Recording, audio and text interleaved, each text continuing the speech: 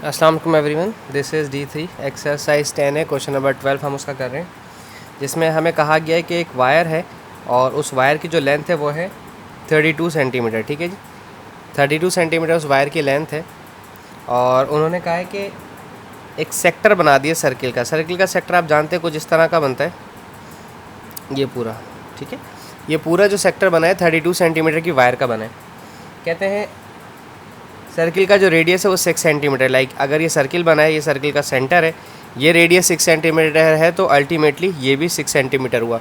32 centimetre में से 6 centimetre यहाँ चले गए, 6 सेंटीमीटर यहाँ चले गए, तो यहाँ पर बच गया सिर्फ 20 सेंटीमीटर। अब आप इन्हें कैलकुलेट कर लें, 20 + 6 26 और +6 32, तो 32 सेंटीमीटर की पूरी वायर बन गई।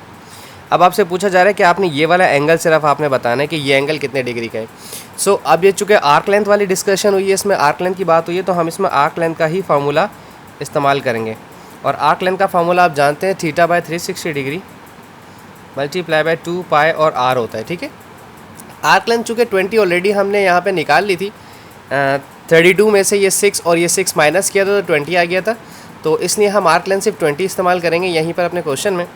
तो हम यहाँ लिखेंगे 20 = थीटा, चूँकि मुझे मालूम नहीं है इसलिए उसकी जगह थीटा लिखेंगे। 360 × 2 पाई की वैल्यू 3.142 भी ले सकते हैं और 22/7 भी, जो आपका दिल करे। और रेडियस की जगह आपने लिखना है 6।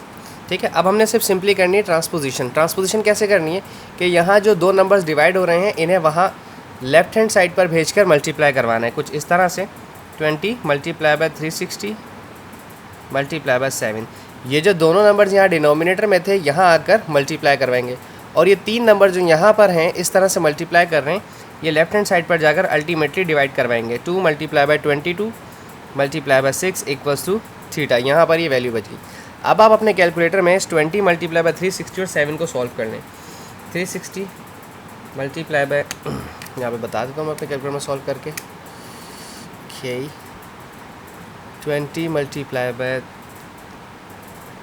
36 × 7, 50400 आ रहा है, 50400, और जो नीचे आ रहा है वो है हमारे पास 264। This is 264 = theta. अब आप इसे सॉल्व कर लें।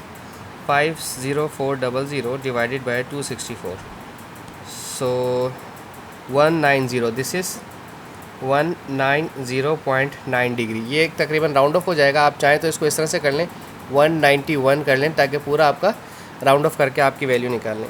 तो आई होप इसके बाद ये थीटा इसमें मालूम करने को कहा था और ये हमारा सॉल्व हो गया। सो आई होप आपको समझ आ गया हो। Thank you so much for watching my channel.